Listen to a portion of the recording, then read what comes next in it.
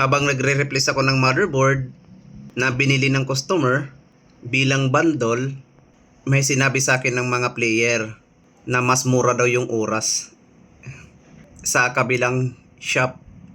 Kaya guys, panoorin niyo ito. Pakinggan ang mga kanilang sinasabi. Ano to?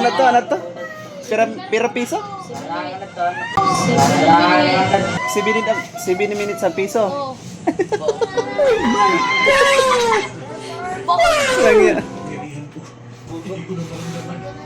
Ang tanong, yayaman ka ba niyan kung 7 minutes lang ang piso? Grabe ka naman. Gawin nyo na lang kayang libre.